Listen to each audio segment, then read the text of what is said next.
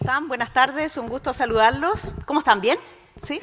Buena tarde para todos ustedes. Muchísimas gracias por haberse tomado el tiempo de acompañarnos. Estamos muy contentos de que puedan estar con nosotros durante esta tarde. Ya estamos en el año 2024, impresionante cómo ha pasado de rápido el tiempo durante estos meses de enero y quisimos tomarnos, ¿no?, este espacio tan especial de muchísimo contenido, de muy buena conversación, de altísima calidad de conversación para discutir algunos de los temas que nos están convocando a todos. Así es que sean todos ustedes muy bienvenidos. En lo más formal les quiero dar la bienvenida a esta conferencia, Caminos Globales, como observaban también en el video, buscando puntos de encuentro, organizado por la Fundación LUXIC a través de LUXIC Scholars. Muchísimas gracias a todos ustedes por estar acá y me parece que el primer aplauso es para el trabajo que ha estado haciendo la Fundación durante todos estos años.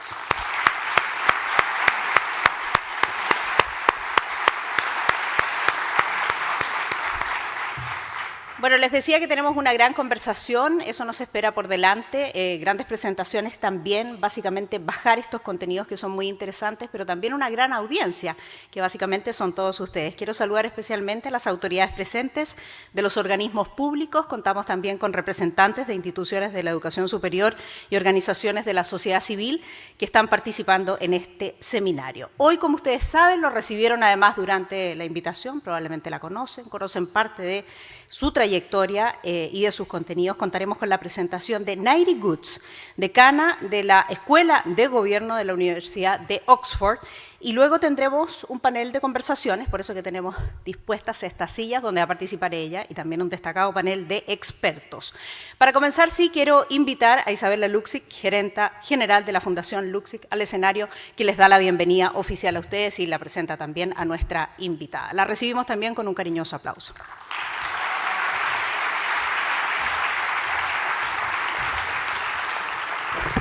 Muy buenas tardes a todas y a todas. Qué felicidad finalmente llegar a este día. Muchas gracias a todos por estar aquí en la primera conferencia Caminos Globales, buscando puntos de encuentro.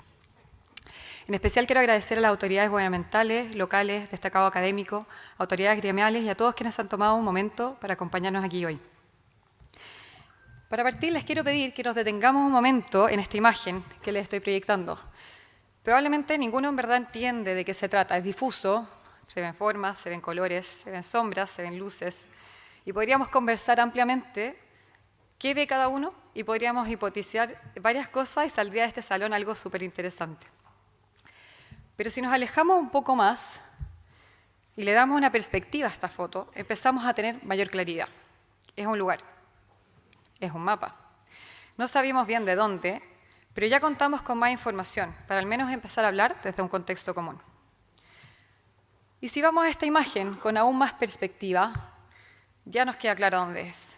Es una imagen satelital de nuestra ubicación de hoy. Eso es lo que pasa cuando ampliamos nuestra mirada y dejamos de mirarnos el ombligo.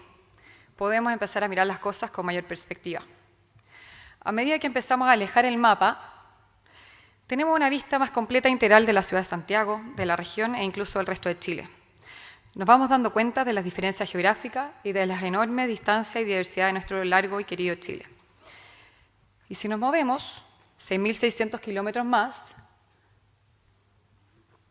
ahí, vemos, por ejemplo, Cambridge, Massachusetts. Ah, no pasó. ¿Ahí pasó? Un problemita.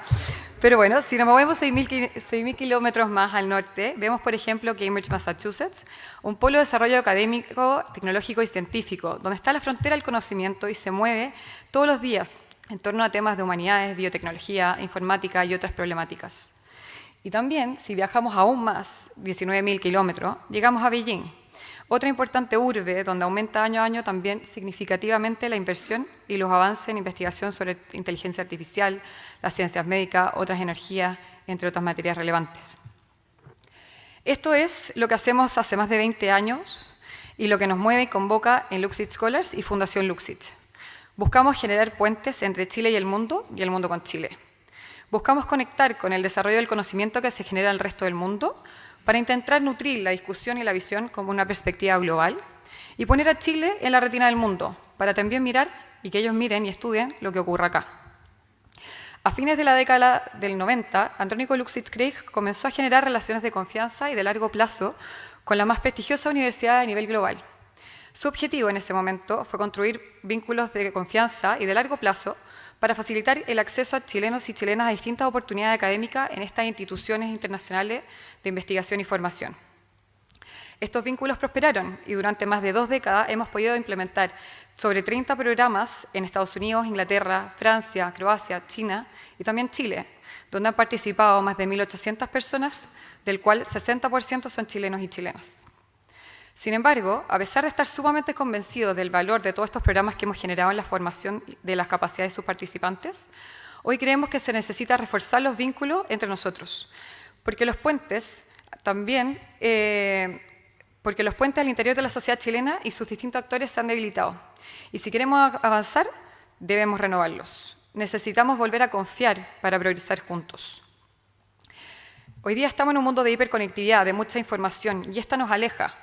Por eso creemos que es importante y es clave volver a mirarnos a los ojos, entender la posición de quien tenemos enfrente, empatizar, valorar la diversidad, el pluralismo, dialogar y, sobre todo, volver a mirar las cosas con perspectiva. El mundo enfrenta problemas similares y en Chile no estamos ajenos a ellos. Sabemos que hay países que los han abordado ampliamente y con antelación y por lo que ya cuentan con distintas formas e ideas para enfrentarlos. Por eso buscamos acercar estas fuentes de conocimientos globales a nuestro país y es por eso que en Fundación Luxich ponemos la formación de las personas y la generación de capacidades al centro de nuestro quehacer. Queremos entender lo que está pasando en el mundo y entregar herramientas para contribuir al intercambio de ideas y al desarrollo de las personas. Queremos poder, de esta forma, contribuir a abordar temas como el futuro del trabajo, la automatización, los grandes desafíos que nos propone la tecnología, la revolución de los datos, el medio ambiente y la sostenibilidad. Estos desafíos nos exigen aumentar la confianza entre las personas, de la ciudadanía con las instituciones y en el funcionamiento de la democracia. Para esto es central poner énfasis en la calidad del servicio público. Es por eso que estamos aquí hoy. Y para seguir en la labor de acercar a Chile con el mundo, nosotros queremos acercar y permitirles a ustedes también conocer algunos de los caminos ya recorridos que nosotros podemos tomar, adaptar las mejores prácticas y exportar también nuestros logros hacia otros países. Queremos volver a mirar los problemas con perspectiva y no desde cerca, como en la primera imagen que les mostré. En el actual contexto de polarización política que nos está llevando a un estancamiento de no acuerdos, hemos traído expertos internacionales que nos puedan acercar este conocimiento ya recorrido en otros lugares. En los próximos 2 días estaremos impartiendo 2 programas académicos con el fin de analizar herramientas y metodologías para promover el diálogo y la búsqueda de puntos de encuentros. Estos 2 los realizaremos en conjunto con 2 universidades socias, la Universidad de Harvard y la Universidad de Oxford.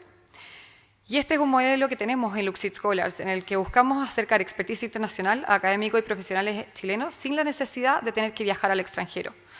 Esto es muy importante para nosotros porque nos permite derribar las barreras idiomáticas, como también aumentar las cohortes y que llegue una mayor representación de nuestro ecosistema local a estas oportunidades. El primer curso, Negotiating Across Differences, de la Harvard Kennedy School, explorará métodos de negociación con el fin de dotar a líderes organizacionales con habilidades estratégicas, analíticas y de comunicación para alcanzar diálogos efectivos. El segundo programa es sobre la metodología de caso en políticas públicas, impartido por el Case Center de Public Leadership de la Blavatnik School of Government de la Universidad de Oxford, el cual está diseñado para docentes universitarios que buscan incorporar el método de casos para enriquecer la educación en políticas públicas desde una forma práctica y dialogante en la sala de clase. Esta metodología es emblemática del Magíster en Políticas Públicas de la Blavatnik School of Government, una de las instituciones más reconocidas en el mundo en temas de gobernanza y fundada por la decana Nairi Woods, quien también fundó el programa de gobernanza económica global en Oxford y cofundó la beca global de líderes Oxford-Princeton. La decana Woods ocupa roles significativos en diversos consejos y organizaciones, incluyendo fundaciones y empresas privadas. También es asesora del Grupo de Trabajo del Gobierno Australiano y copresidenta del Consejo Global sobre Riesgos Complejos del Foro Económico Mundial. Anteriormente, ella también fue parte del panel asesor internacional del Banco Asiático de Inversión en Infraestructura y del panel independiente de alto nivel del G20. Ha publicado extensivamente sobre instituciones internacionales, globalización y gobernanza. Formada en Auckland, Woods completó su magíster y doctorado en Oxford como becaria Rhodes y posteriormente también ha enseñado en Harvard. Fue nombrada comandante del Imperio Británico por sus servicios en educación superior y la política pública y es miembro de prestigiosas academias de ciencia. Es realmente un honor poder contar con ella aquí hoy y estoy muy feliz de que ella haya accedido a compartir con nosotros su mirada global para que nosotros podamos escuchar cómo ella ve todos los desafíos que nos enfrentamos aquí en Chile desde una perspectiva global, desde una perspectiva comparada, y así acercar, ojalá, soluciones más allá de nuestras fronteras a nuestros desafíos locales. Les agradezco mucho por estar aquí hoy y sinceramente espero que este sea un espacio interesante y enriquecedor para todos, un espacio donde podamos intercambiar ideas sobre Chile y entre los chilenos. Muchas gracias.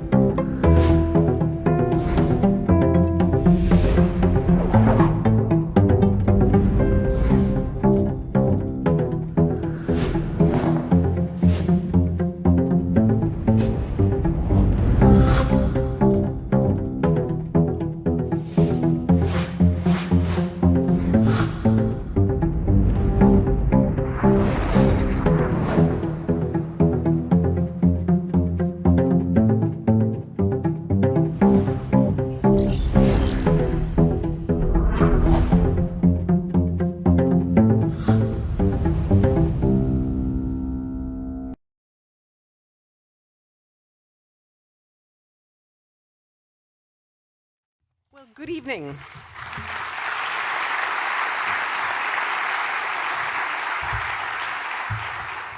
Buenas tardes. Es un gran placer, un gran honor estar aquí esta tarde. And I will not subject you to any more of my terrible Spanish. Y no voy a obligarlos a escuchar más de mi pésimo español. Muchas gracias, Isabela, y muchas gracias a quienes nos acompañan esta tarde. Es realmente un placer para mí estar aquí, en parte para celebrar el extraordinario aporte que hace la Fundación Luksic para tener un país más justo, más empoderado. Y también durante esta semana que ellos han definido como la Semana del Servicio Público, en un momento en que el sistema de alta dirección pública, según entiendo, está celebrando un aniversario muy especial.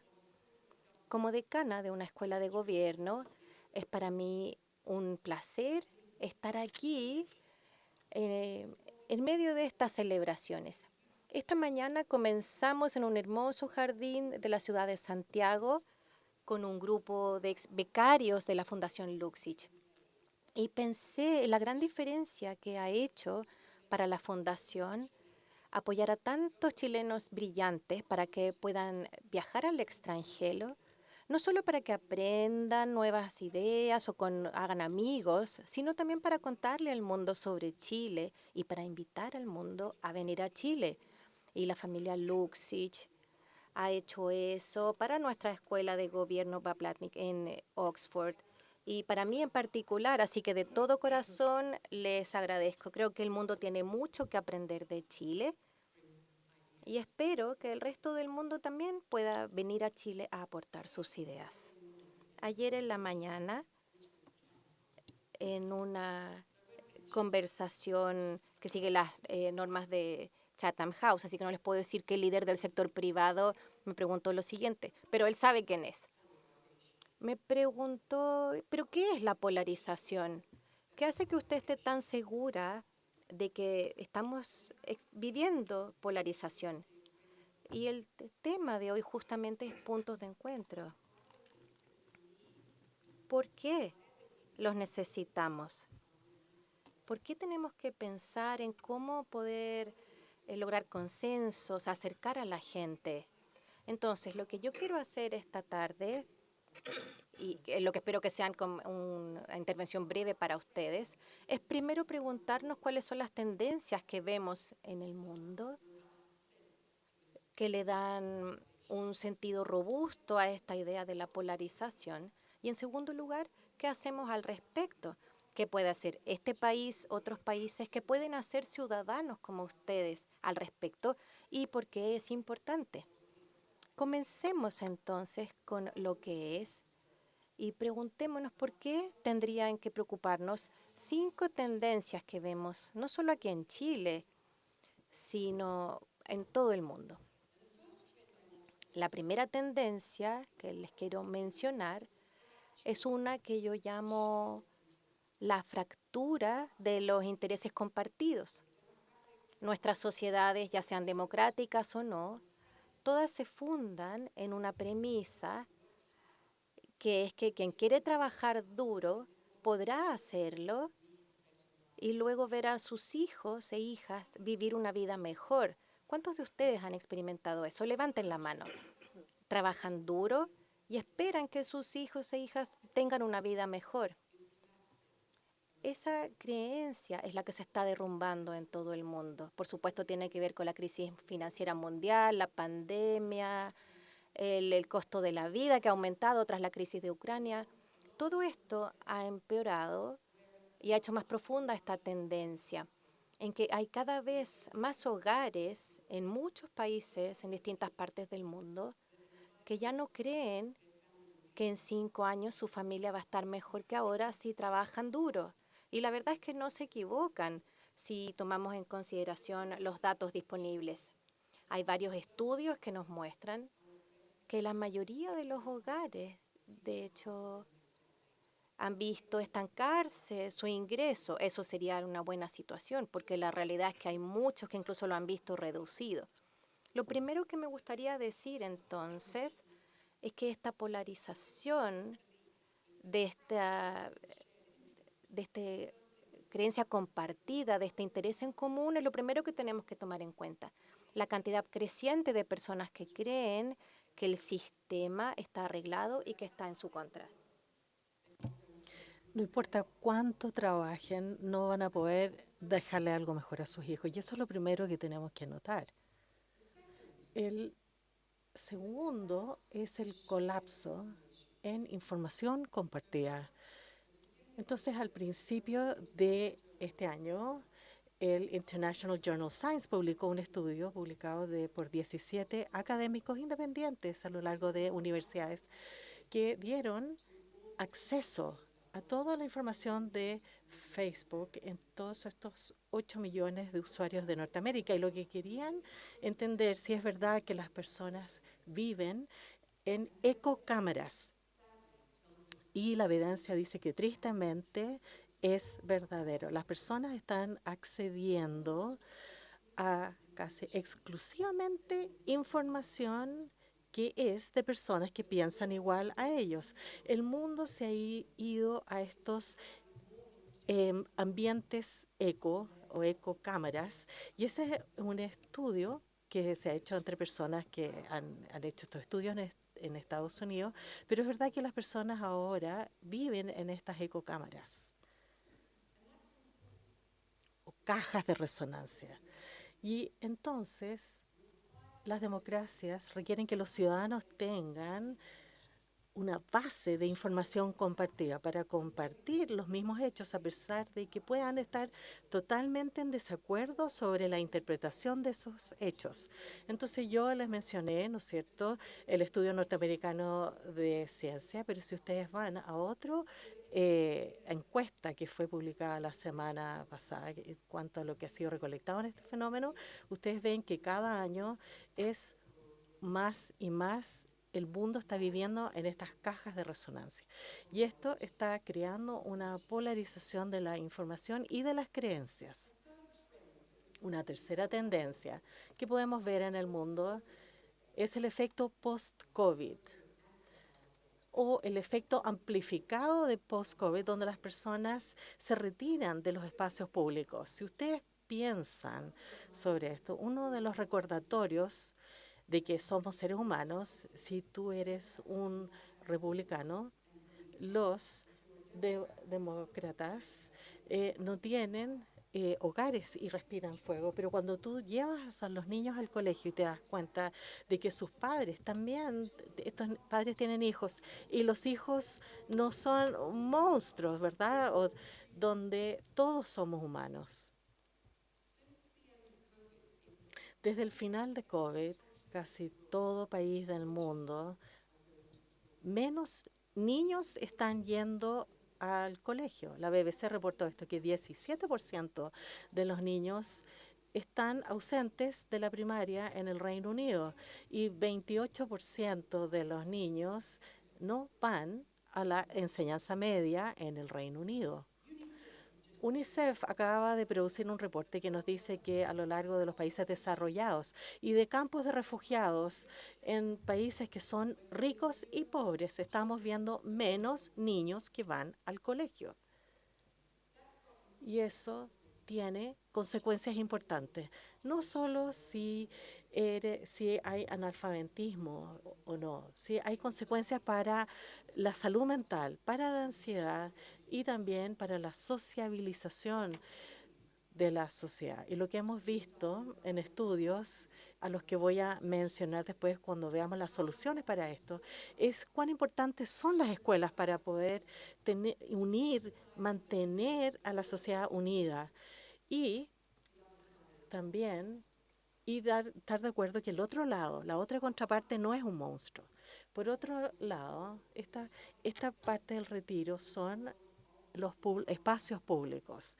Retirarse de espacios públicos. Es difícil encontrar evidencia y datos sobre esto.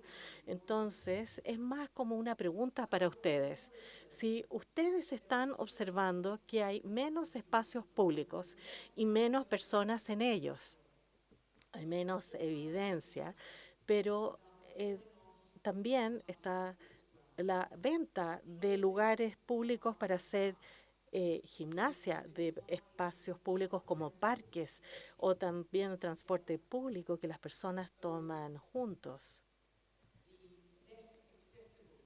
Y tal vez las plazas públicas de menor acceso o los edificios públicos que también se han cerrado por preocupaciones y también el cierre de espacios para niños por la falta de fondos. Y esos espacios públicos son terriblemente importantes. Piensen en el Agora de los griegos.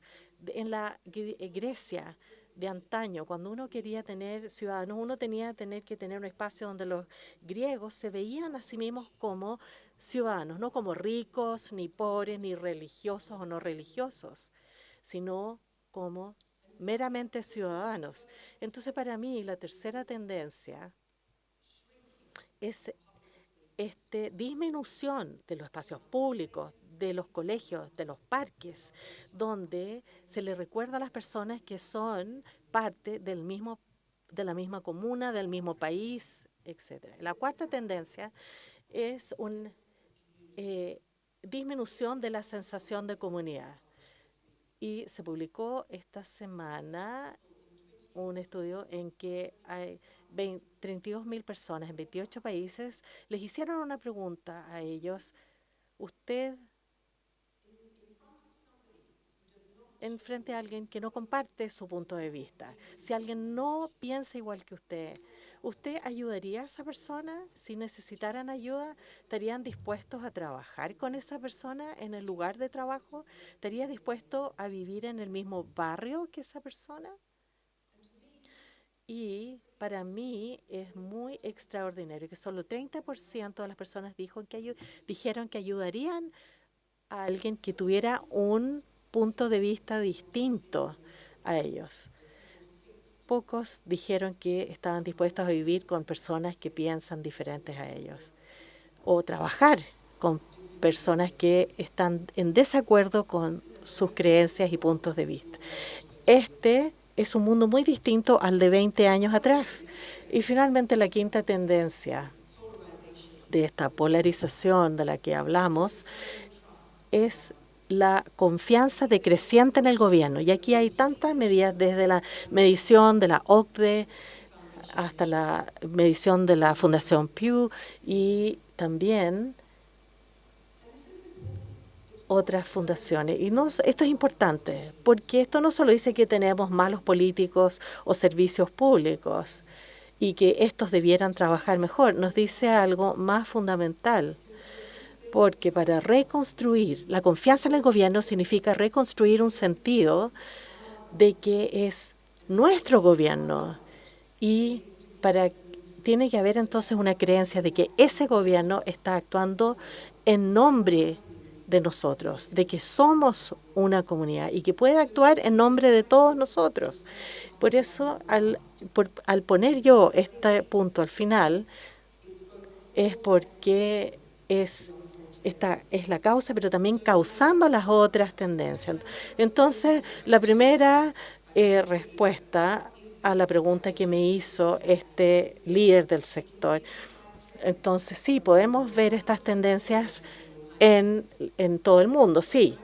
Pero cuando yo la uso esta noche, yo estoy diciendo que estas 5 dimensiones, nosotros podemos ver líneas de tendencia que muestran que la sociedad se está separando, se está fracturando y ya no comparte la identidad ni el interés de ayudarse unos a otros y una intención de vivir juntos. Y eso nos debe preocupar si queremos ser gobernados juntos. Entonces ahora déjenme pasar a qué podemos hacer al respecto, cómo podemos reconstruir, cómo podemos traer a una sociedad que está fracturada, ¿cómo la podemos unir? Y a mí no me gusta la palabra polarización profunda. Yo creo que es equívoco, porque pareciera que es alguien como está en otra parte del espectro y que hay que traerla al medio. Yo creo que el problema se trata de las personas que tienen diferentes puntos de vista, pero el problema es la ausencia de otras cosas que las aglutinan. Entonces, ¿cómo podemos reconstruir este sentido de comunidad e intereses compartidos? Vamos a hablar de lo que pareciera funcionar en los lugares donde se ha probado. Es reconstruir una sensación de intereses compartidos. La sociedad no funciona a menos que crean que vale la pena ajustarse a las reglas. A veces si pueden trabajar juntos en algo común, sus vidas van a mejorar. Y desde la crisis financiera global y de las políticas monetarias y del efecto que eso ha tenido en los precios y la salud, todo esto ha subido en todo el mundo. Tenemos que reconocer una tendencia más larga que fue vista, que el retorno al capital está apurándose mientras bajan la mano de obra. Y eso probablemente no va a llevar a la estabilidad y a una sensación de interés compartido. No tenemos que hacer ninguna revolución del siglo XXI. Al fin, si el capital sube, ¿cómo podemos participar en esto para hacer a que una mayor parte de la población tenga acceso a esto? Y el segundo es acerca de la información compartida. No podemos decir simplemente como un filósofo me dijo en Gran Bretaña, debemos forzar a cada uno que se siente y escucha la BBC todos los días, pero eso no es factible. Pero algo que debemos hacer es unir la libertad de la información y tomar responsabilidad con lo que uno dice. No es la primera vez que el mundo está lleno de información equivocada y que las personas estén gritándose unos a otros. En el siglo XV, XVI, XVIII, Baptistarian era la manera de mandar un tweet o un post en Facebook, y los panfletos, que eran parte de la Revolución Francesa, cuando las personas podían imprimir un panfleto y podían escribir mentiras sobre las personas que iba a inflamar a la población, nada que le gusta más a la sociedad que haya una mentira jugosa sobre alguien. Y eso ha sido así por siglos. Entonces, ¿cómo lidian con ese problema? Cuando empieza a causar disturbios. Entonces se unieron y dijeron, bueno, cualquier casa de publicación que publique un panfleto, tenemos que tener el nombre completo y la dirección completa del autor de ese panfleto. Ni siquiera tiene que estar en el panfleto, pero por lo menos la casa que publica tiene que saber el nombre y tiene que tener el nombre y la dirección de la persona que está publicando esto. Para mí los medios sociales no es tan distinto. la anonimidad y también la falta de responsabilidad por lo que se dice en línea, más importante, la falta de cualquier responsabilidad, no solo para alguien que se le ofrezca una plataforma, sino que alguien que publique, porque están aplicando algoritmos a esa información y por lo tanto lo están enviando a más y más personas. Y ese es un acto de publicación y yo creo que debiéramos regularlo, así como se regula cualquier persona que publica información, que esa persona se haga responsable de lo que publica. Y eso es hacia la creación de un ambiente de información menos tóxico, que es muy tóxico para las democracias. El tercero, sobre espacios compartidos y contacto social. Cuando las personas ya no están mandando a sus hijos a la escuela, ya no tienen acceso a lugares públicos. ¿Qué hacemos al respecto? Lo primero que tenemos que hacer es entender cuán importante es. Déjeme contarle una historia. En el norte de Gran Bretaña, en un lugar que se llama Aldom, habían huelgas y disturbios de racistas, y era de una comunidad que era predominantemente blanca, clase trabajadora blanca, y una comunidad asiática, que eran principalmente de Pakistán y Bangladesh, eran asiáticos. Y estos disturbios eran de cualquiera de las dos partes de estas dos comunidades y estaban en guerra unas con otras.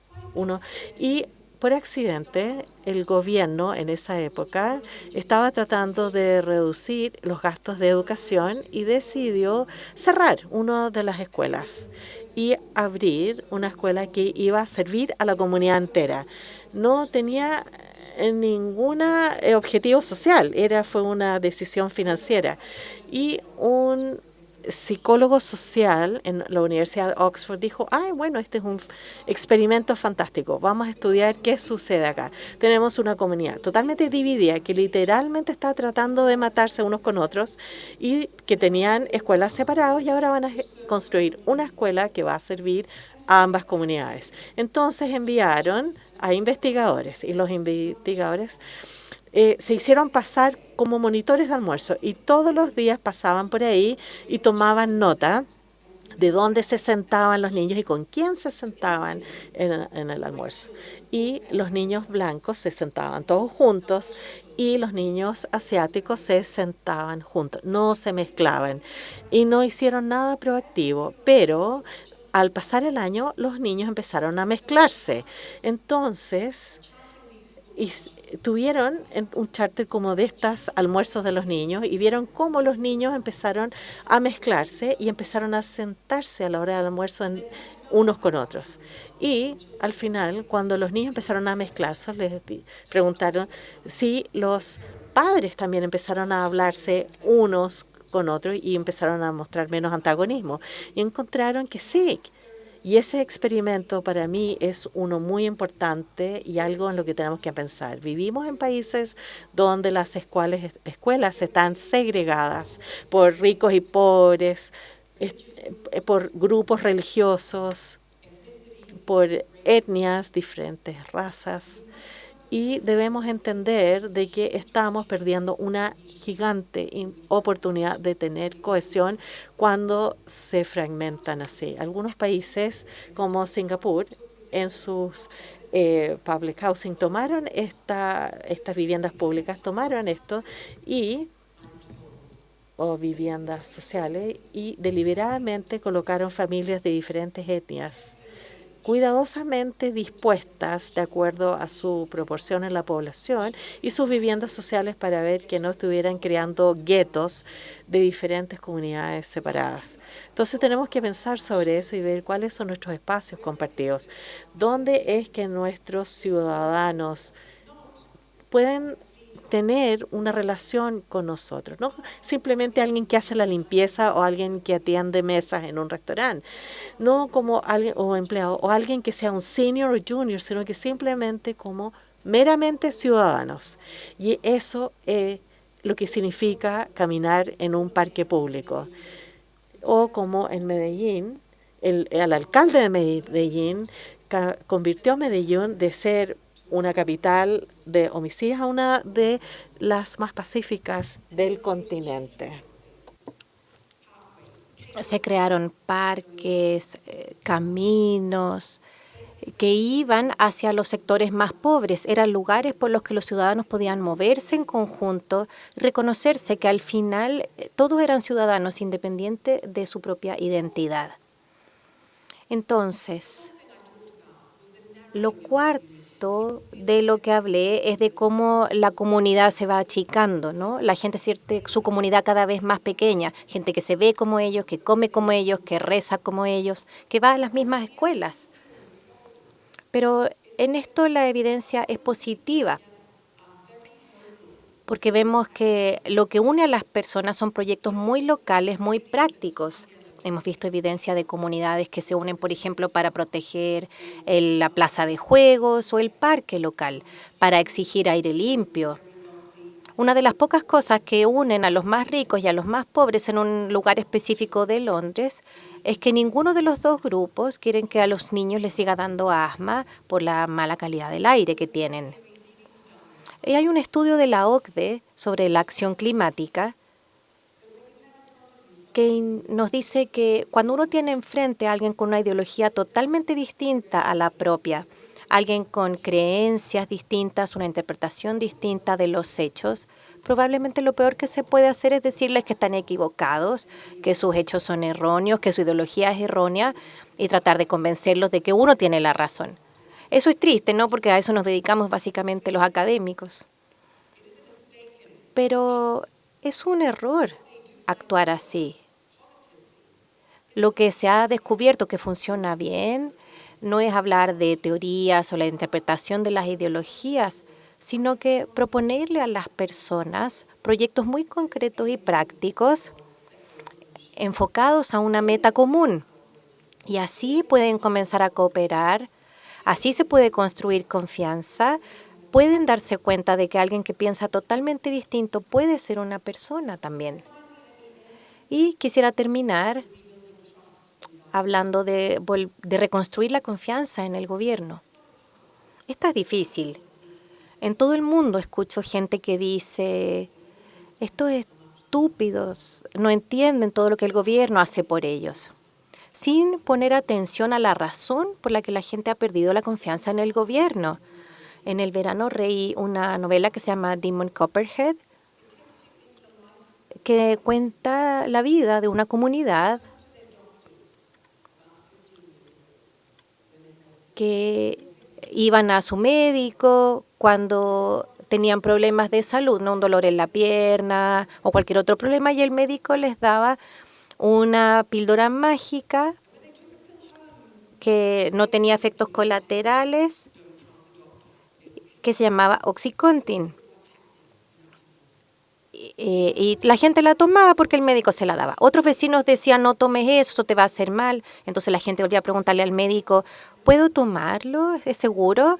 Y el médico decía, claro, yo soy médico, yo sé lo que hago. Y la FDA, que es la agencia que regula los alimentos permitidos, la autoriza, por lo tanto es segura, la FDA.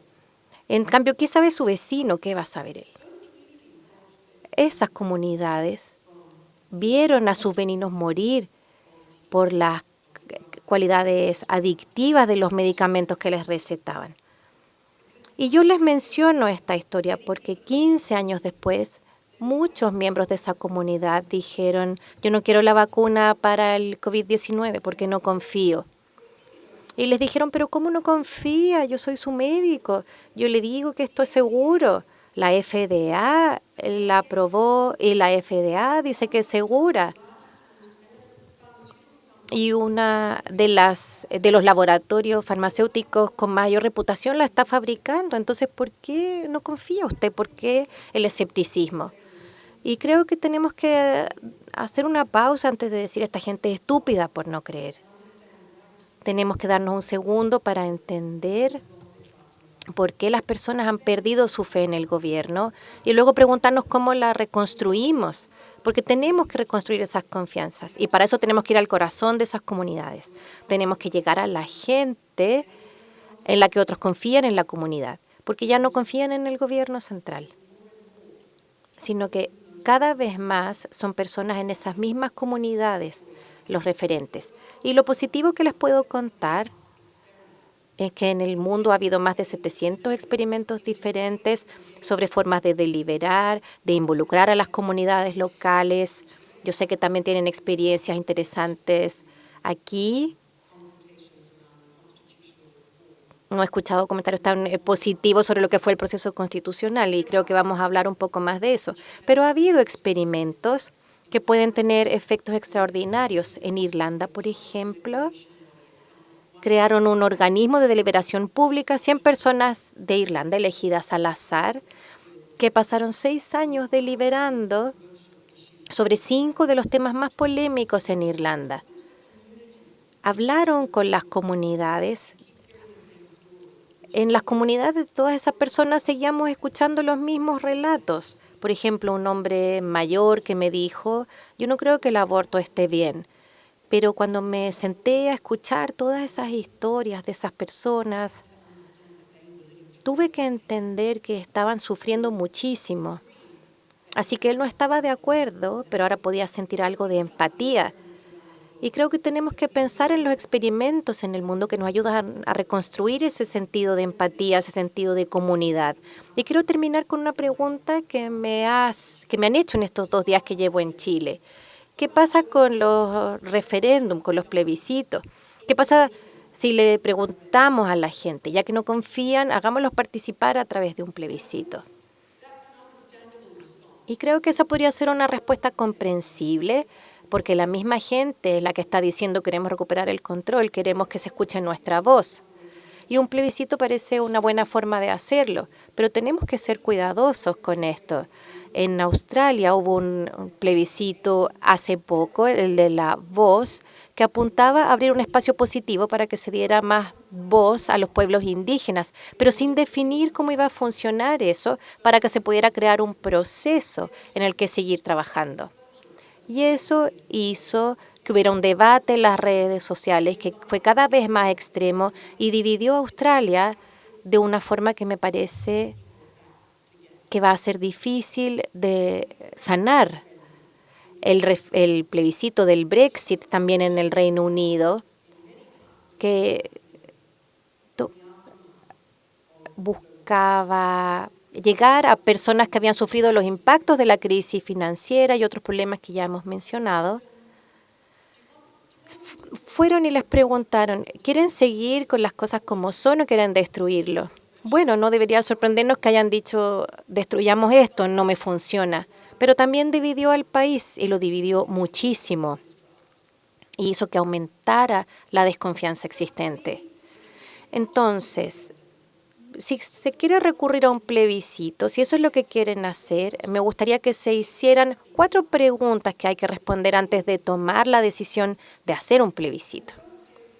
La primera es, ¿por qué los políticos le plantean este tema a la población?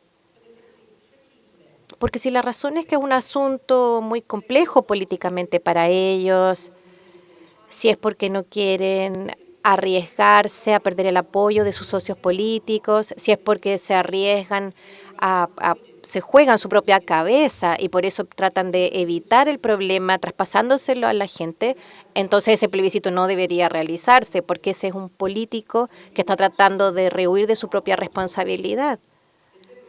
Y porque justamente la idea de la democracia es que los políticos tomen decisiones y que si a nosotros no nos gustan, votemos para sacarlos.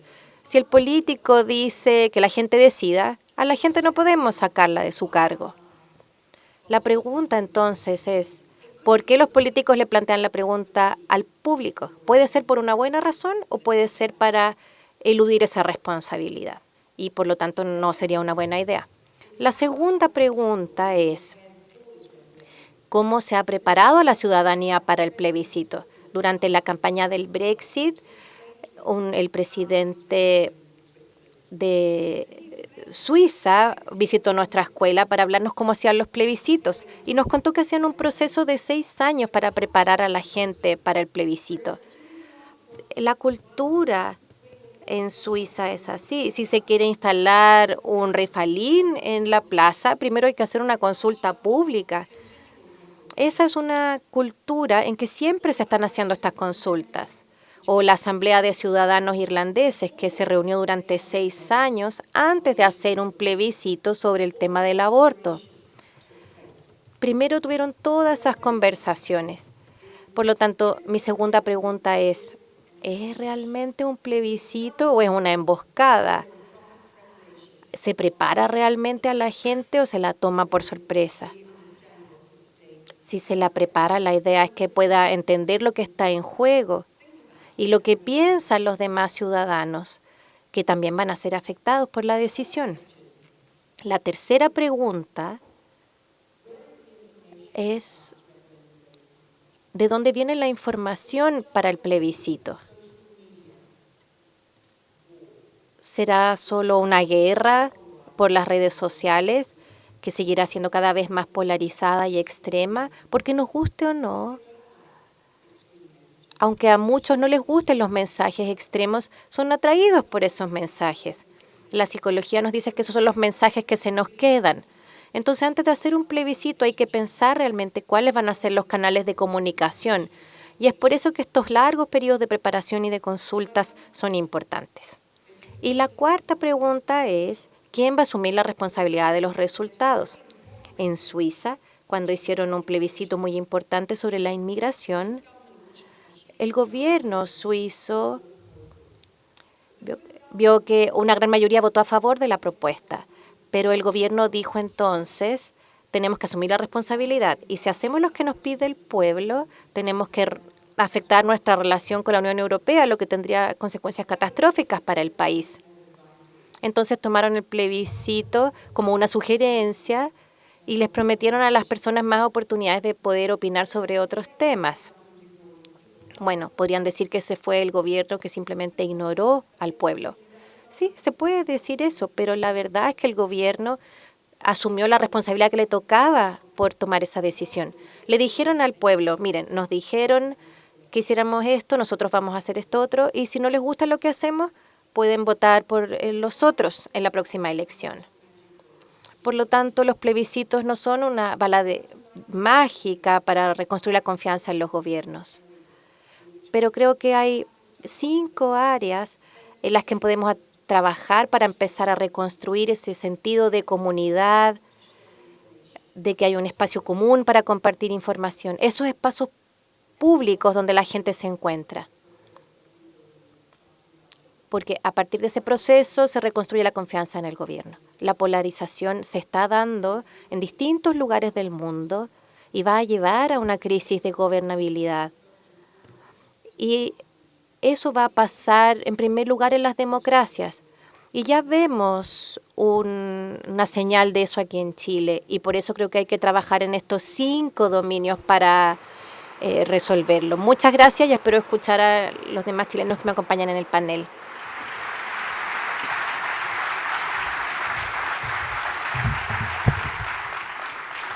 Súper interesante la presentación de Nairi, entre otras cosas por las preguntas que deja planteadas al final, ¿no? Que me imagino resonaron también en cada uno de nosotros. Vemos reflejado también nuestro propio proceso, los últimos años políticos que hemos vivido en Chile y que hablar además de la última década. Pero súper interesante cómo ella plantea estas preguntas y las deja establecidas y va a ser también parte del panel de conversación. Y digo que es interesante porque si bien la bajada de nuestro seminario es buscando puntos de encuentro, básicamente aquí lo que queremos es generar una discusión y aportar un poco más de reflexión y, como yo decía al inicio de esta conferencia, un poco más de contenido también a la conversación actual que tenemos. Lo planteaba ella, no se va a definir, ¿no? Es interesante pensar que el proceso no es solo para la definición, sino que es para preparar también a los ciudadanos. Parte de eso, por lo menos a mí, en mi rol de periodista, me resuena muchísimo en lo que ha pasado en los 2 procesos constitucionales inéditos que hemos enfrentado aquí en nuestro país. Estamos más preparados, mejor preparados. Las preguntas que deja planteadas, ¿quién es el responsable finalmente de resolver estas temáticas? ¿Cómo se van a resolver estas temáticas? Que son parte de las preguntas que nos hacemos a diario y que en parte van a estar en este panel de conversación. Le queremos agradecer, por supuesto, a ella, va a estar junto a nosotros, pero quiero invitar también al escenario, voy a presentar a todos nuestros invitados, a la ex subsecretaria de Salud Pública de Chile, Paula Daza, que nos va a acompañar en esta oportunidad. No van a ir apareciendo cada uno, se los advierto, no van a ir apareciendo cada uno, pero ustedes, por supuesto, les pueden brindar el aplauso. Les estamos poniendo el micrófono detrás del escenario para luego iniciar la conversación, pero muy merecidos, por supuesto, los aplausos para la ex subsecretaria de Salud Pública de Chile. Tuvimos una reunión previa, todos nosotros, quienes vamos a participar en este panel, y hablábamos allí, contaba ella, a Nairi, ¿no?, quien le preguntaba acerca de lo que había vivido precisamente durante los tiempos de pandemia, ¿no?, y cómo se había gestionado esa política pública en particular, que nos dejó también varias lecciones y que no solo puede, creo yo, acotarse al ámbito de la salud, sino que puede extenderse mucho más allá. Nos acompañará también el economista y expresidente del directorio de Codelco, Óscar Landerreche. Le brindamos un aplauso. Estará con nosotros la profesora titular de la Facultad de Gobierno de la Universidad de Chile y ex subsecretaria de Educación Superior, Verónica Figueroa, estará con nosotros. Y el abogado y académico chileno Sebastián Soto, a quien también le brindamos un aplauso. Y junto con Nairi vamos a estar entonces hablando en este panel. Ya aparecieron algunos aquí de nuestros invitados. Les decía yo que lo interesante de la conversación va a dejar algunas reflexiones, ¿no? Cerrar los temas, porque si bien decíamos busquemos algunos puntos de encuentro, bueno, a lo mejor esos puntos de encuentro no se pueden encontrar, o no es tan fácil de encontrar, o no es finalmente el objetivo de lo que estamos buscando hoy. Una conversación evidentemente no se cierra en este lugar, sino que básicamente se abre. Entonces queremos el aporte, por supuesto, de Paula. Vamos a estar también con Óscar, como ya lo mencionaba, estaremos junto a Verónica participando en esto, a Sebastián y a Nairi, quien se suma a nuestro panel. Y ahora sí, equipo y formación completa, un merecido aplauso para ellos.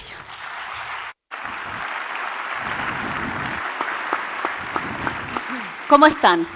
¿Bien? Qué bueno. Muchísimas gracias por acompañarnos. Comentaba yo ahí la infidencia de que nos habíamos reunido con anticipación, cosa que a mí me parece súper relevante, porque así nos conocemos. Nairi tiene la posibilidad además de conocer a cada uno de ellos y a nosotros en su respectivo rol, así que tenemos una conversación bien preparada para ustedes.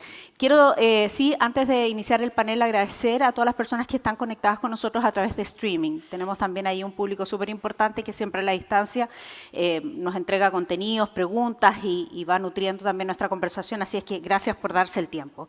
Paula, voy a partir contigo y la primera pregunta es para todos los panelistas. A todo esto estamos haciendo el panel en español, pero Nairi, por supuesto, tiene su traductor simultáneo. Hablemos de la consideración de lo que está pasando actualmente. Antes de ingresar acá, conversábamos con Óscar lo que está pasando, sin ir más lejos, en Ecuador, ¿no? Con varias crisis que están surgiendo. Nairi lo mencionaba bien. Esto pensamos a veces que es un proceso interno, pero la verdad es que son procesos absolutamente globales. Y entonces surge una pregunta que es súper interesante. A tu juicio, ¿es necesario alcanzar un consenso y por qué? Bueno, primero que nada yo quiero agradecer a la Fundación Luxich por darnos la oportunidad de estar acá en esta conversación que creo que es súper relevante. La verdad que a mí me emociona ver este panel lleno de gente. Probablemente esto lo hubiéramos hecho hace unos 2 o 3 años atrás. Quizás estaríamos sentados acá, pero probablemente esto estaría vacío. Así que ver un auditorio así con tanta gente de verdad es fascinante. Verles las caras sí. También, sin mascarilla, creo que son cosas que a uno la gratifican mucho. A ver, primero que nada yo les voy a hablar desde la mirada de salud, que es lo que mi experiencia, mi vida, yo la he dedicado a salud. Y desde esa mirada y desde mi experiencia creo que hoy día estamos acá, personas que venimos de mundos distintos, con miradas distintas. Y por eso lo primero que quiero decir es que sí tenemos objetivos comunes. Y en ese contexto creo que uno de los objetivos comunes es que nos preocupa Chile, nos importa Chile. Nos preocupa aportar a nuestro país y lo tercero es buscar las mejores soluciones para nuestro país. Y por lo tanto yo creo que cuando uno tiene objetivos claros y comunes, probablemente vamos a poder llegar a algunos consensos. Y en ese contexto yo creo que sí uno puede llegar y avanzar en los distintos contextos, avanzar en consensos. Y creo que aquí hay varias experiencias y por eso yo voy a hablar desde la mirada de salud. Y quiero hacer ejemplo de la pandemia, porque creo que la pandemia nos enseñó muchísimo en ese aspecto. Y creo que hoy día hay que retomar lo que nos enseñó un poco la pandemia. ¿Y qué nos enseñó? La pandemia llegó en una situación de crisis, ¿cierto? Veníamos del 18 de octubre, un país que estaba absolutamente, yo diría, encrispado, resquebrajado, con mirada bastante compleja. A mí me tocó estar del lado del gobierno y por lo tanto había una desconfianza, por eso creo que lo que habló Naire recién, el tema de la confianza es tremendamente relevante. Y en ese contexto de encrispación, de desconfianza, tuvimos que tomar medidas tremendamente difíciles, tremendamente duras, en un mundo de incertidumbre, y tuvimos que crear consenso. Y lo primero que yo creo fue fundamental, y por eso creo que en relación a tu pregunta, es decir, aquí todos los actores tienen que participar. El Estado, el gobierno que Duacabe, tiene un rol elemental, el sector privado tenía un rol elemental, la sociedad civil y el mundo académico. Cada uno de ellos aportando desde su vereda, desde su mirada, desde sus oportunidades y desde su riqueza, a un país que tenía un objetivo común, que era enfrentarse a la pandemia más dura y más difícil desde los últimos 100 años. Y en ese contexto, obviamente hubo que, primero que nada, decir, teníamos que tener evidencia. Y creo que en la medida que nosotros aportemos al país desde la evidencia científica, medidas difíciles, duras a veces, creo que llegar a consensos, y cuando planteó Naire el tema de la vacunación, creo que finalmente, a pesar de las distintas miradas, distintas probablemente visiones, llegamos al consenso todos que teníamos que ir avanzando en aquellas políticas públicas que tuviéramos la posibilidad de aportar a nuestro país poniendo a las personas en el centro. Por lo tanto, yo creo que probablemente, a pesar de las visiones distintas que tenemos cada uno desde su mirada y que es legítima la diversidad, creo que existen oportunidades. Y quiero cerrar con esto, con algo muy importante. En Chile hoy día estamos en una situación sanitaria compleja, ¿cierto? Muy compleja, probablemente las situaciones de la ISAPRE es de las situaciones más difíciles que hemos tenido que enfrentar. Y se armó un comité de salud, donde me tocó participar, de reforma de salud, donde vemos personas de distintas miradas, políticas, académicas, sociales, donde dijimos de un principio cuáles son aquellas propuestas en que nosotros estamos de acuerdo. Y por lo tanto avancemos en esas propuestas que estamos de acuerdo. Probablemente hay algunas de ellas que no estamos de acuerdo. Por lo tanto, esos límites pongámoslos para poder avanzar. Por lo tanto, yo creo que en relación a tu pregunta, sí podemos llegar a consensos, sí probablemente vamos a tener miradas distintas, pero siempre pensando con un objetivo que es darle soluciones a los problemas que cada uno enfrentamos. Tomando el punto que plantea Paula, Oscar, en el sentido de que sí es posible llegar a consenso, todos queremos lo mejor para nuestro país y yo creo que eso es absolutamente legítimo y parte uno de la buena voluntad de todos los actores, ¿no? Pero también se pregunta, ¿cuánta renuncia implica esto de mis propias convicciones, de mi propia ideología, de mi propia postura? Entonces, te complemento la pregunta que es igual para todos, ¿no? Si es necesario el consenso y cuánta renuncia hay en la necesidad de alcanzar ese consenso. Sí. Bueno, primero agradecer la oportunidad de estar acá ante todos ustedes y con este maravilloso panel. Yo creo que cuando es posible intentar construir un consenso entendido no como unanimidad, ¿no es cierto? Porque eso ya es ponerse demasiado exigente. ¿Ah? Cuando uno puede construir algún estilo de consenso, por supuesto hay que intentarlo, eso es muy útil. Situaciones de emergencia, de economía de guerra, de economía de pandemia, de ese tipo de situaciones se prestan quizá para ese tipo de posibilidad, ¿no? Okay. No siempre se logra, pero me parece a mí que para los problemas que estamos enfrentando en nuestra sociedad, en nuestra política, en nuestra economía, en nuestra cultura, ponernos en la exigencia de lograr consensos, que yo se lo escucho a mucho columnista, se lo leo a mucho columnista, se lo escucho a mucho panelista nostálgico de otra época, me parece que es una vara demasiado alta. y que está como destinada a fracasar. La palabra consenso, si se puede, ojalá se pueda, hagámoslo, pero yo prefiero la palabra acuerdo. Yo prefiero la palabra transacción. Esto, por si acaso, está en las raíces de la democracia liberal, ¿no es cierto? Si uno se remonta así a la tradición democrática inglesa, ¿no?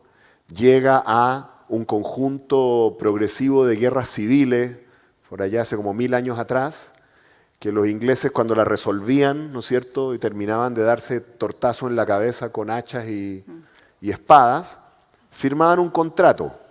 ¿Sí? Uno se llamaba la Magna Carta, después hicieron una nueva Magna Carta, después la no sé cuánto carta, y vamos haciendo, ¿no es cierto? Y eso termina con la Constitución de Estados Unidos, que está en la misma tradición.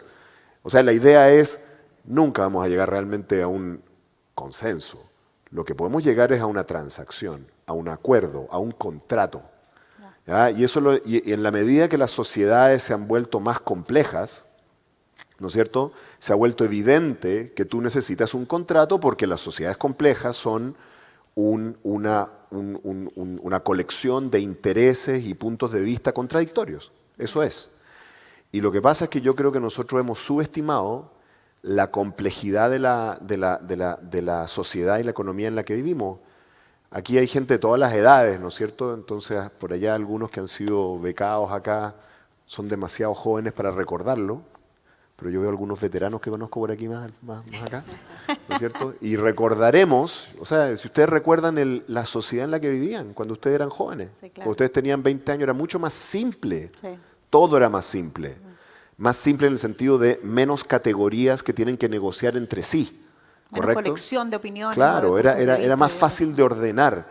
Y lo que pasa es que no hemos reconocido, ¿por qué? Porque la velocidad del cambio tecnológico y, en fin, de todo tipo nos ha llevado a una sociedad con un nivel de complejidad que todavía como que no logramos lidiar con él, y mucha de esa experimentación institucional o democrática que mencionó la profesora Woods tiene que ver con que muchos países han sentido eso y están tratando de ver cómo lo hacen para establecer un nuevo contrato, un nuevo funcionamiento que se haga cargo de esta estructura de contradicción para que, digamos, donde sea posible, por supuesto, construyamos consensos, pero probablemente en la gran mayoría construyamos acuerdos, transacciones, soluciones en las cuales todos nos sintamos parte de alguna manera. Sí, ha sido complejo el ajuste, sin ninguna duda. Verónica, bienvenida a nuestro panel. Gracias. Queremos conocer también tu punto de vista respecto de estas dos grandes preguntas que hemos dejado en la conversación. Bueno, primero también, ¿no?, agradecer la invitación a conversar y poner algunos temas que me parece que son importantes a propósito de cómo llegamos a ciertos acuerdos en la diversidad, pero también en las grandes desigualdades que tiene nuestro país y que yo creo que se han expresado en el último tiempo también con mucha fuerza.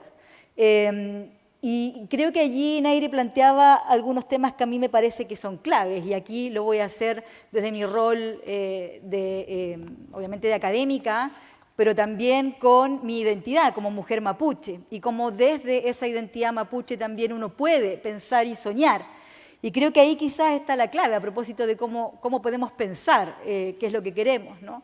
Si uno piensa en los problemas que tendremos que enfrentar, es difícil poder ponernos de acuerdo en los problemas y hacer diagnósticos respecto de cuáles son los problemas y las urgencias, porque además estamos enfrentando situaciones inminentes que incluso constituyen una amenaza, ¿no?, para todos los seres vivientes, ¿no? El cambio climático, y cómo el cambio climático obviamente requiere una responsabilidad nuestra como ciudadanos, como ciudadanas, pero también requiere de conocimientos que son distintos y que muchas veces, muchos de estos conocimientos no hemos tenido la posibilidad de ponerlos en un contexto de igualdad.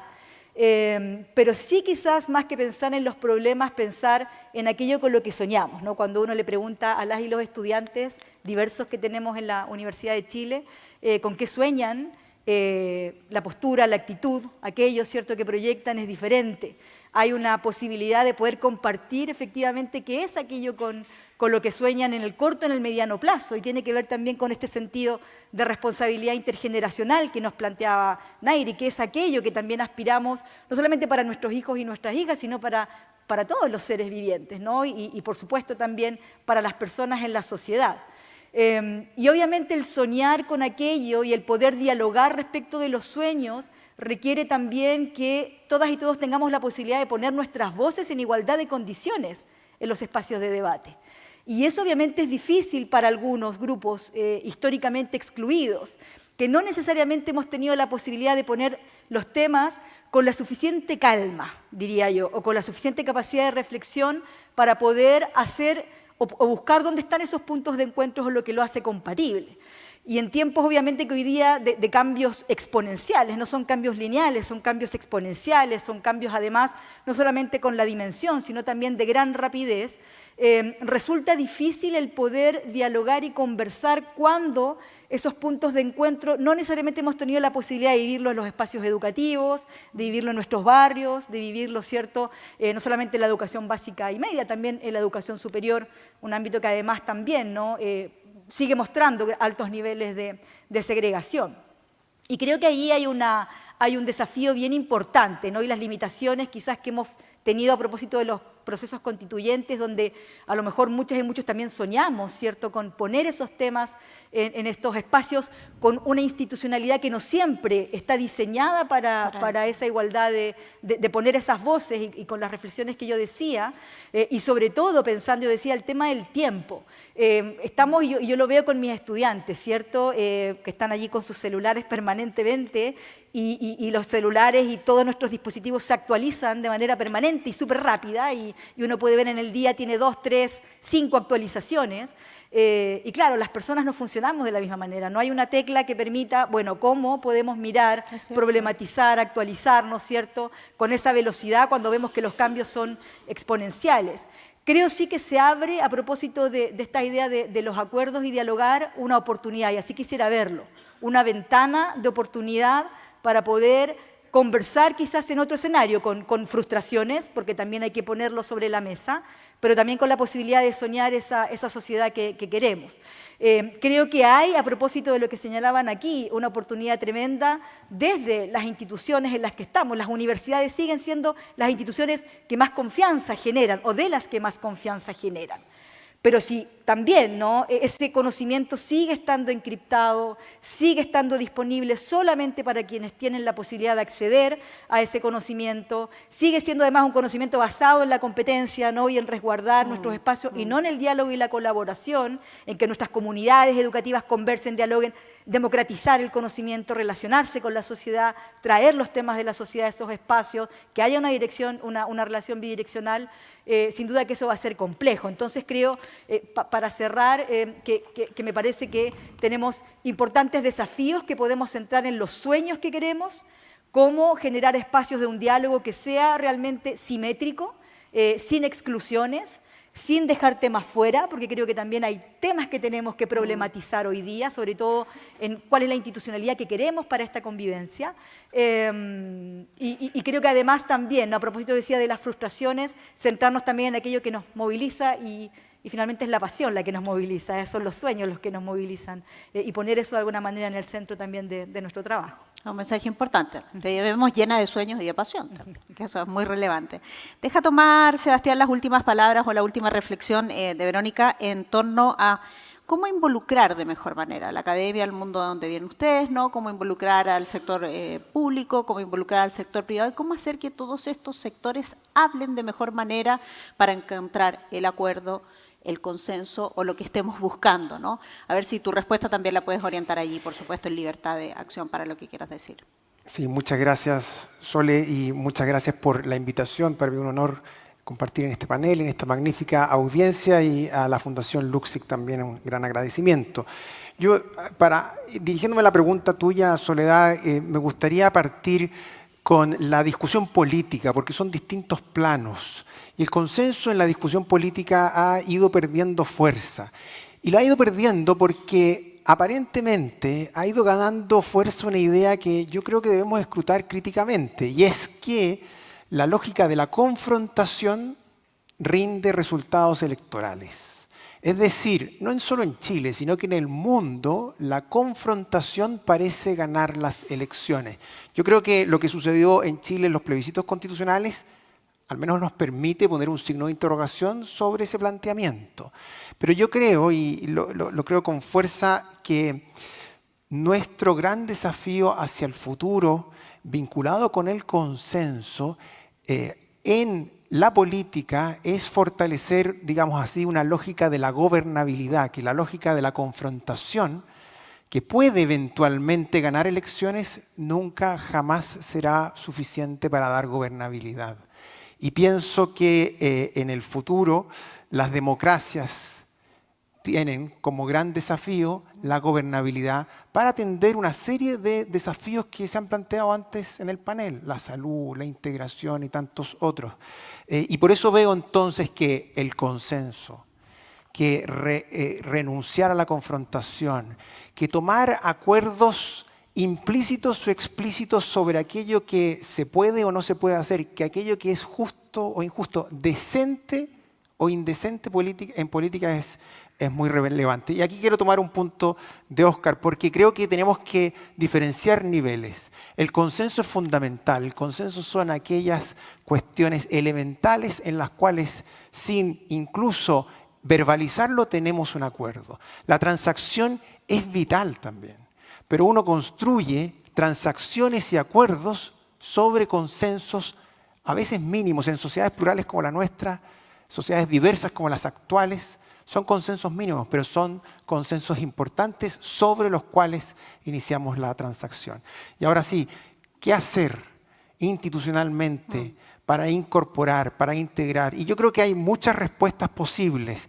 Creo que ante todo es difícil que los distintos niveles, la política, la academia, guarden o atraviesen los diálogos intracomunitarios en esos niveles de modo profundo. Pero sí creo que la academia tiene un desafío muy grande de persuadir a la política, ya lo decías tú, Nayari, de persuadir en la importancia en la política de la gobernabilidad de los desafíos de hoy, de ciertos consensos básicos que no inhiben las transacciones. Ya, tú dices, tenemos que tener un piso común. Tenemos que tener un piso común que es un piso de legitimidad, es aquello que nosotros consideramos que es intransable, que obviamente no va a ser unanimidad, pero sí es ciertos valores fundamentales que creo que deben ser compartidos en el tiempo. Y sobre ellos, viva la transacción, viva los acuerdos, y creo que eso ya es bastante. Eso está como para un eslogan, viva la transacción. No sé si sea un eslogan muy apetecido hoy, pero ciertamente es necesario. Yo simplemente para cerrar, la experiencia que yo tuve en la comisión experta durante el 2023 fue una experiencia donde hubo ciertos consensos implícitos. Tal vez el más importante era no repetir la experiencia de la convención. Teníamos nuestro espejo retrovisor a la convención. Era un consenso por omisión, por rechazo, por negación. Y de ahí hubo infinitas transacciones. Ese consenso lo alcanzamos a través de infinitas transacciones. Yo terminé votando a favor normas sobre las que he escrito en contra.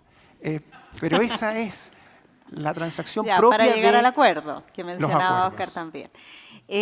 Nayari, tus reflexiones acerca de las preguntas que hemos planteado y lo que has escuchado además y conoces de nuestros panelistas. Well, I think the consensus on the panel is that Bueno, creo que el consenso del panel es que no es necesario que nos pongamos de acuerdo, sino que tenemos que estar de acuerdo en que tenemos desacuerdos. Porque la democracia no se trata de homogeneizar la sociedad, yo creo que nadie aquí quiere eso. Yo creo que las bases de la democracia, las elecciones, el Estado de Derecho, la protección de las minorías, tienen que ver con ir ajustando esas diferencias.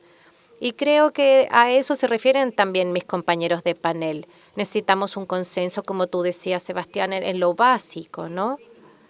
Necesitamos acuerdos como que vamos a respetar los resultados de la elección, el Estado de Derecho y que vamos a proteger a las minorías.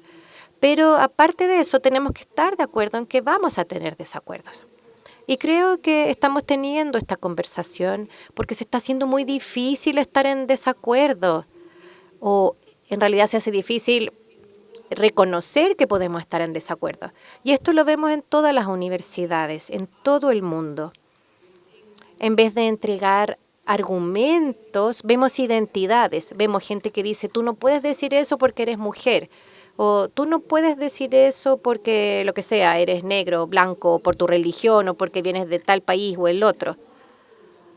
Y en la escuela Blavatnik de gobierno en Oxford hay 2 colegas aquí que me acompañan que se han dedicado a enseñar a los estudiantes cómo poder conversar teniendo desacuerdos.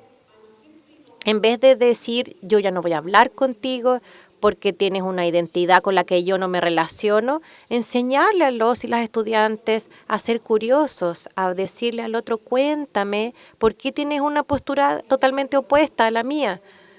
Y creo que como universidades todos tenemos que ser parte de eso y tenemos que ayudar a todas las generaciones a aprender eso.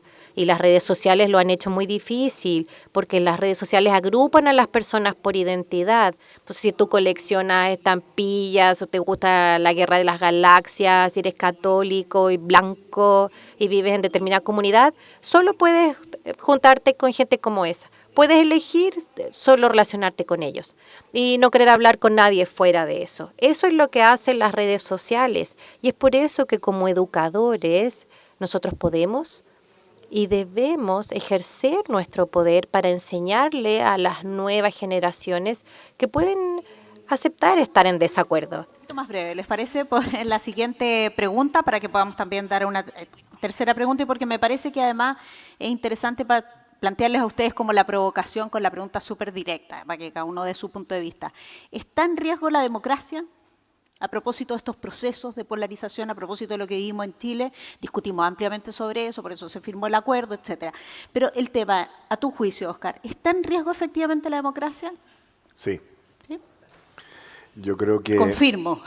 Yo creo que sí. Y yo creo que la historia nos indica, la breve historia de la democracia liberal, porque es breve, ha estado presente en la historia humana desde hace poco tiempo y en pocos lugares realmente, nos muestra que las veces que hay una tentación en las élites y en los países que han estado amenazados, en términos de la continuidad de un sistema democrático, a tratar de no ver la realidad, ¿no es cierto? Un poco lo que pasó en Europa a principios del siglo XX lo muestra, ¿no? A tratar de como no creer lo que la realidad te está mostrando directamente a los ojos. Y yo creo que esa tentación, que es una mezcla, que no es autocomplacencia, es la necesidad que todos tenemos de protegernos ante el miedo de que se nos vengan abajo las estructuras alrededor, a veces nos impide ver la realidad. Yo esto lo he dicho en varios medios, por tanto al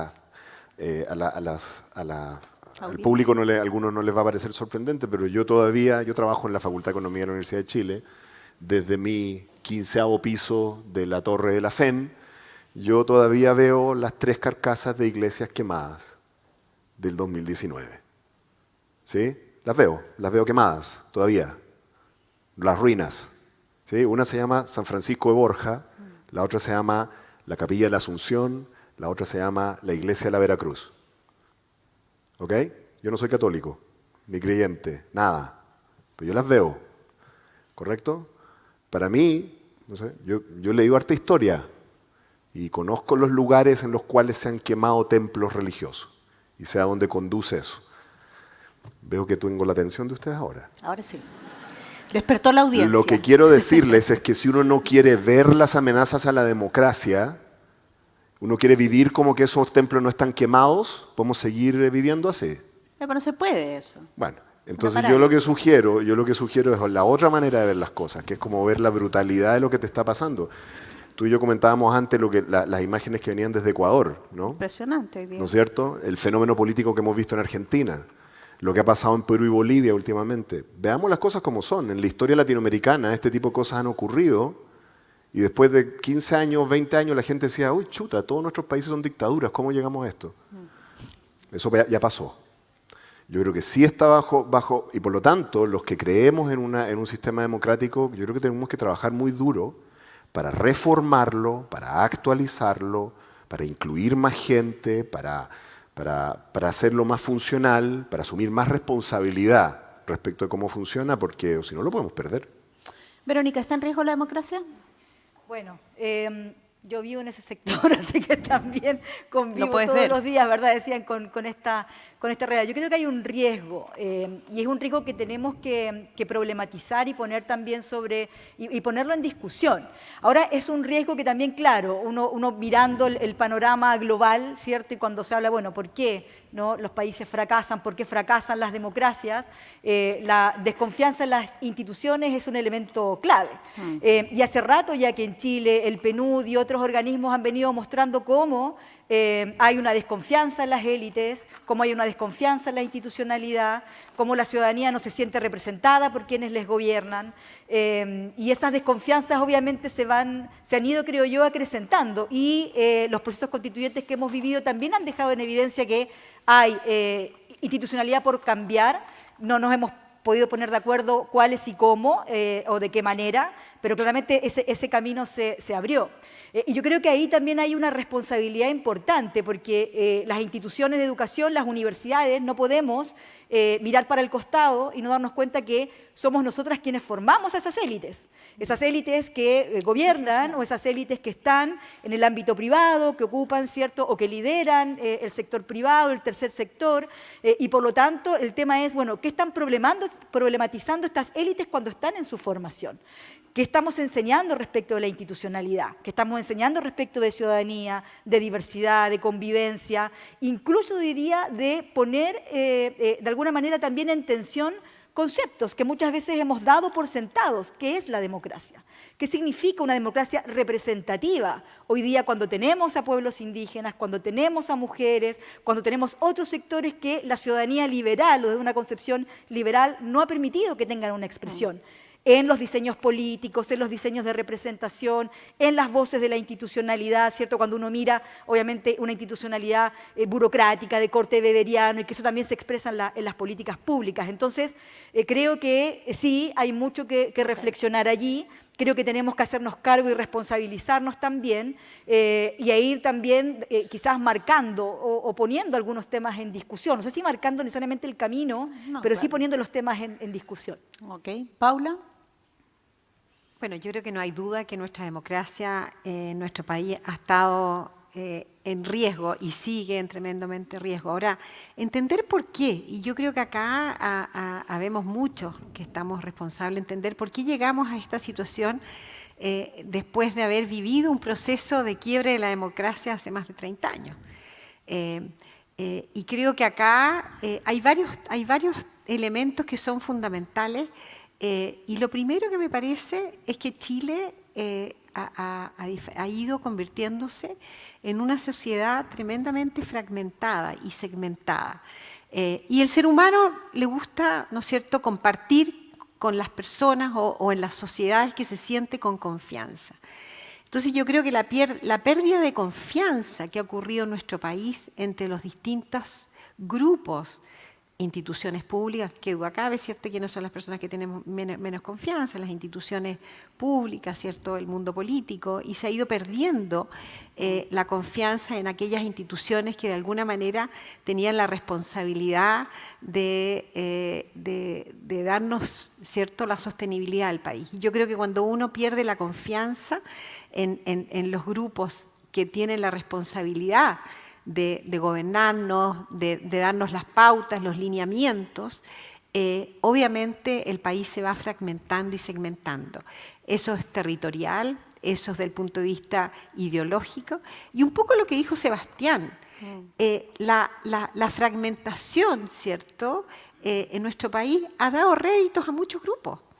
Y probablemente esa fragmentación, esos extremos, ya sea políticos, ideológicos o de toma de medidas distintos, les da réditos en las medidas, probablemente, pero sabemos que finalmente eso va a producir un quiebre de la democracia.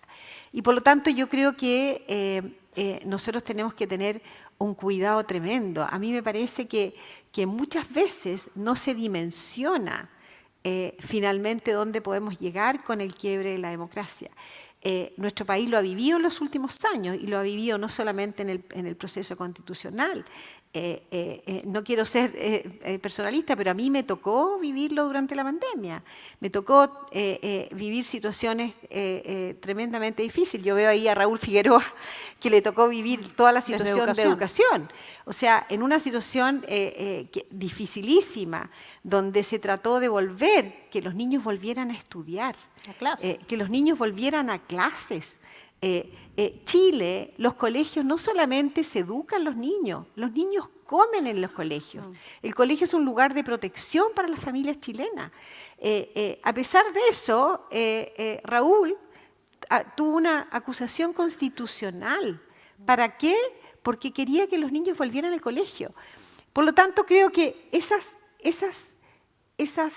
situaciones que se vivieron demuestran lo fragmentada que está, y probablemente tenemos que hacer un diagnóstico claro de cuál es la situación hoy día y cómo podemos avanzar, de verdad. Claro. Creo que hay formas de hacerlo, pero creo que tenemos que avanzar en aquellas políticas, en aquellos líderes que pueden darle sostenibilidad a un país que sabemos que es lo que nos puede producir una falta de democracia. Por lo tanto, creo que aquí todos los actores, el mundo académico, donde habemos varios de los que estamos acá, la sociedad civil, el sector privado, los medios de comunicación, tienen un rol muy relevante hoy día, los medios de comunicación, porque es a través de las cuales se forman las personas.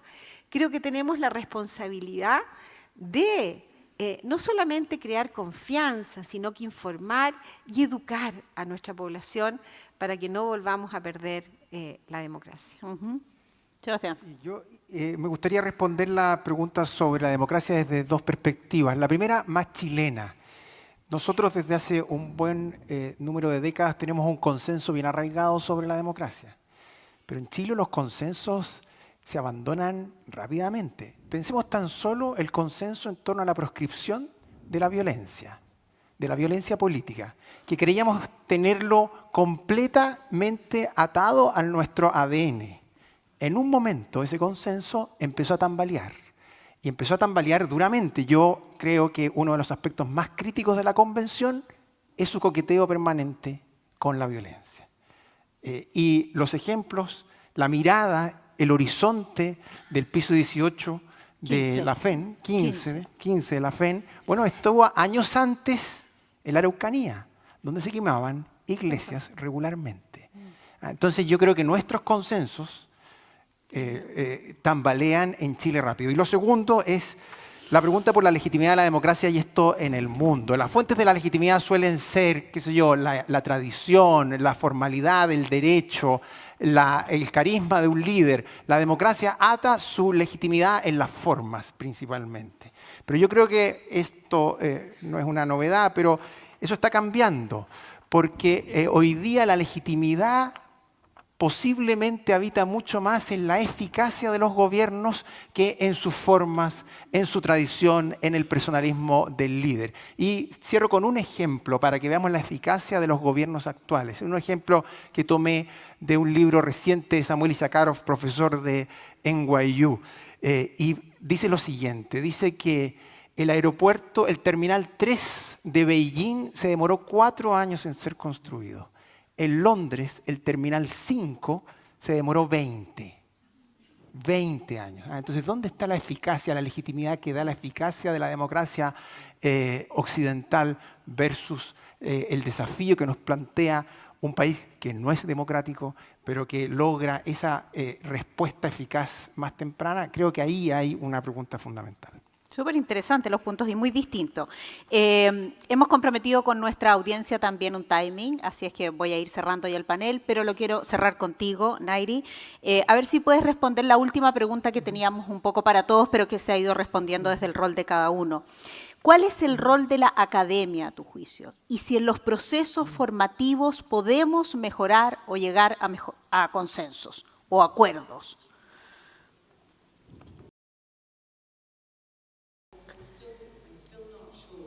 Todavía no sé si la meta es llegar a consenso, ¿verdad? Hay a lo mejor un tema de semántica, pero yo creo que lo principal que tenemos que entender si pensamos sobre la democracia es que es un sistema para acomodar la diferencia.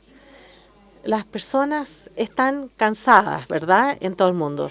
Las personas dicen que la democracia es de corto plazo, desordenada, y que donde cada político toma turnos para robar al Estado. Entonces, antes de llegar a esa conclusión, veamos la lista del Banco Mundial de Países en términos de sus Rickers. Y vemos a los primeros 30 o 40 países, casi todos son democracias. Y ves a los últimos 30 o 40 países de la lista, casi todos son autoritarios, casi todos son autoritarios. Pero cuando vamos a ver países que crecen rápido, yo tengo gran respeto por la proficiencia de la política en muchos de esos países, pero sí tienen una tendencia hacia la intolerancia. Y yo creo que eso es porque la democracia, vale la pena luchar por la democracia ahí. Y la diversidad, si es bien gestionada, puede tener una magia que ninguna modernización puede lograr. Y yo creo que eso es lo que tenemos que estar enseñando en nuestras academias. Tenemos que modelarlo al tener total diversidad en nuestra sala de clases. Y luego no es necesario el solo tener diferentes personas. Luego tienes que pensar cómo puedes trabajar esto, si es una sala de directorio, una empresa o tu propia organización. No solo se trata de tener la diversidad, es cómo logras la magia, es ver cómo te puede ayudar a ser las personas con mayor desempeño en el mundo. Y yo creo que eso es lo que podemos hacer en la academia. Sebastián, Verónica, Paula, Óscar, muchísimas gracias por sus reflexiones. Un aplauso, por favor, para nuestros panelistas.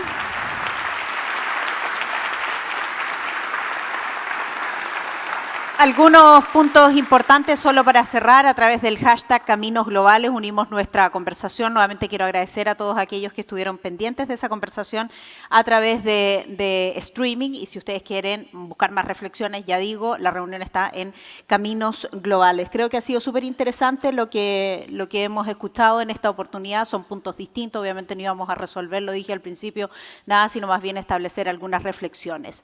Me imagino que entrada la tarde ya quieren compartir, quieren bajar también parte de las ideas que se han planteado aquí, conversar con nuestros panelistas, y todo eso va a ocurrir de manera fantástica en el Patio de las Esculturas. Para quienes no conocen este precioso edificio, hay un patio de esculturas maravilloso que ustedes van a encontrar, los van a guiar para que podamos compartir allí un rico cóctel y una muy buena conversación.